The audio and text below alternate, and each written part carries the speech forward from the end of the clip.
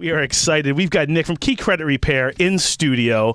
Listen, there's a lot. You work in the world of black boxes, Nick. I mean, it is so hard to understand a lot of this credit stuff, and really what you think may help your credit actually doesn't help your credit. So we want to try to uncover some of those myths, Nick. But thank you for being part of the show. Tell us a little bit about yourself and your company. We've been around for almost a decade now, and we found a niche that a lot of people didn't really want to be part of, which is the 1/3 of consumers that simply can't get a loan because of a 3-digit score. And the problem is, and we talked about this before, it's like fact versus fiction. People don't know how to navigate this score. And there are 1,000,001 websites, and they're each giving you kind of a different version of how to navigate the score. So it's technology it's actually making things a lot worse. Google is actually making this topic worse. Right. It's like WebMD. Everyone's trying to get the cure, but there's like 100 different cures. That's what's everybody happening. thinks they have cancer. Yes. Yeah, basically. That's right. The name of your company, I want to emphasize that, Key Credit Repair, but opening doors again. That's really key. I think the focus of your company has been to be able to open doors again for the consumers. On the mystery, unraveling the mystery of credit, but also really taking them through the steps of repairing that credit to be able to get them to achieving home ownership, buying their whatever cars, the furniture, so on and so forth. So how do you go about doing that? Good question. And by the way, the name of the company started because when we started, it was originally just a service that we offered out to mortgage lenders. Period. We didn't go directly to the consumer. And you'll see our logo is a little house. Why is that? Because we only dealt with the Ricks of the world. That's it. Period. Now the goals have changed. I need a student loan. I can't get approved for insurance. I can't get a bond to open up my construction business. So the goals are changing. Probably our logo will have to change at some point, but for now it's a little house. But how to do it, that's the mystery. And typically it's a 4-part action plan, okay? Number 1 is goal setting right off the bat. Let's talk to you. Let's find out why you want to repair your credit. No one's doing it for fun. Right. Sure. So some people will talk about their great credit score at like Christmas time. They're like, "Oh man, I got a 900." I'm like, "Really? You do fantastic! Yeah. Congratulations!" Yeah, you don't. Don't go that high, by the way. We'll talk about that soon, where you got your score. So we'll do some goal setting. Do you want to buy a house? When do you want to do it? What's your timeline? And then we go into what we call the 3 ups, okay, which is clean up, build up, and pay up, which is the up nobody likes. And we'll build out an action plan that ties directly into that deficit. So if your score's a 580, you need a 680 to get that conventional loan.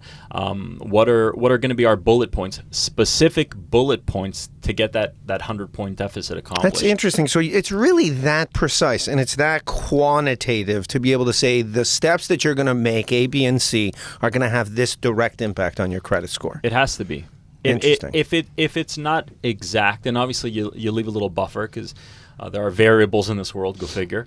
But it has to be exact. And the formula is not a mystery. You can go to myfico.com and they give you the formula, the percentages. They're right there, but how you navigate them, totally different story. Yeah, right. Let's talk about that for a second, because I want to hit this, and this is one of my biggest frustrations, because there's just not a lot of good information out there, and the consumer is out of their minds about it. But we've now in a position where we can really go on and go to any website. Our credit cards are now sending us what our credit score is, and we, it's really easily to get a credit score. And I think the biggest myth and the biggest frustration is that credit score isn't the same credit score that a mortgage lender is going to pull. And it frustrates the heck out of people because they'll come and say they've got a great, this great over 700 credit score, and I might be in the low 600s. Why is that, Nick?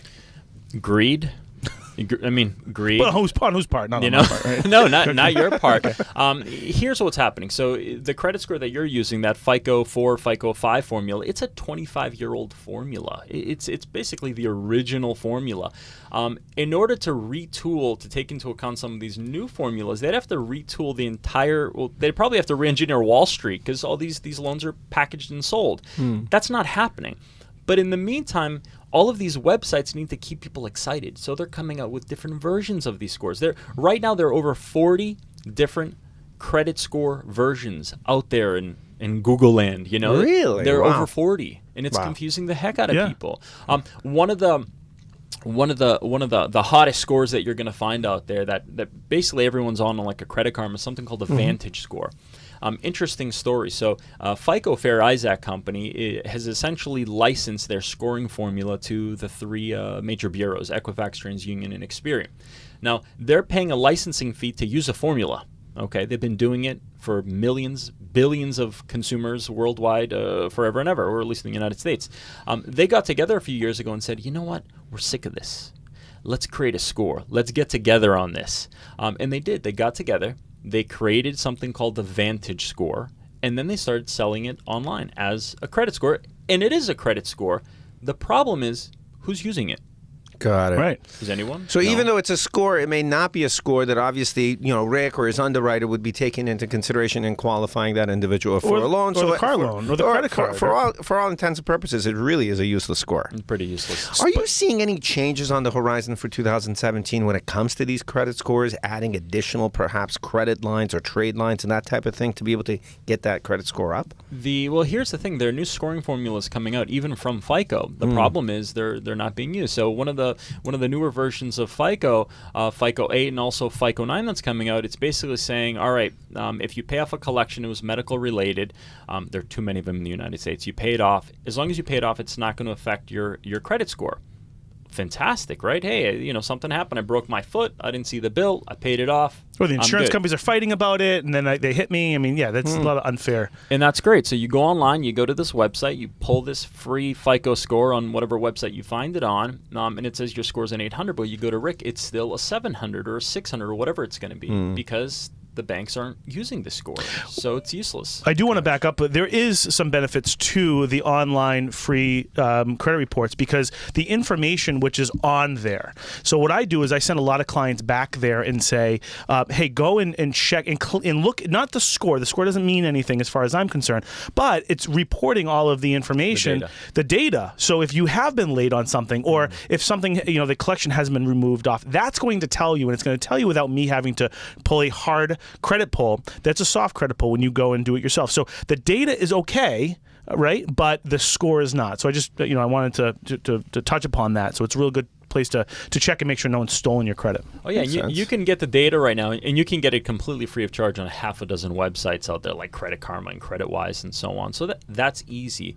But again, buyer beware, the credit score that's there.